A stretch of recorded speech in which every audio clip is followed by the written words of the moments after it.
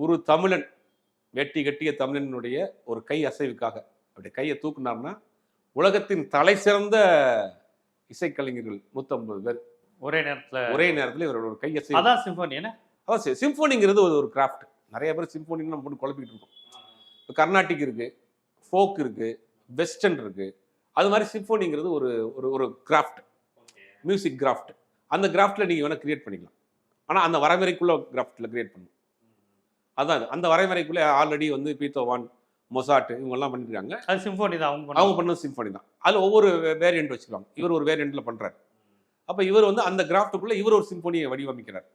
அந்த அந்த அந்தோடைய இதுக்குள்ள இருக்கணும், அந்த வரைமுறைக்குள்ள இருக்கணும். அப்ப அந்த வரைமுறைக்குள்ள ஆல்ரெடி போன வருஷம் நவம்பர்ல போய் ரிகர்ஸ் எல்லாம் பார்த்துட்டு வந்தாரு. இந்த முறை அரங்கேற்றிட்டார். சிங்கிளா ஒரே டேக்ல போயிட்டார். ஆர்கெஸ்ட்ரா போட்டு 150 இசைக்கலைஞர், ஹங்கேரியில இருந்து, பிரான்ஸ்ல இருந்து, ஜெர்மன்ல இருந்து, உலகத்தின் தலைச்சிறந்த செல்லோ கலைஞர்கள், வயலினிஸ்ட், ஃப்ளூட்டிஸ்ட் வந்து உட்காந்துருக்காங்க. தமிழன் பண்ணைப்புற தமிழனுடைய கையை நீட்டோன்னே ஒருத்தன் வாசிக்கிறான், இறக்குனே ஒருத்தன் நிப்பாட்டுறான். அதான் இளையராஜாவும் சொல்லியிருப்பார். என்னுடைய கையசைவுக்கு 150 பேர் வாசிச்சாங்க. உண்மையிலே அது வந்து ஒரு பெருமையான ஒரு ப்ரைடான, தமிழ்நாட்டுக்கு மட்டும் இல்லை இந்தியாவுக்கு ஒரு ப்ரைடான விஷயம்.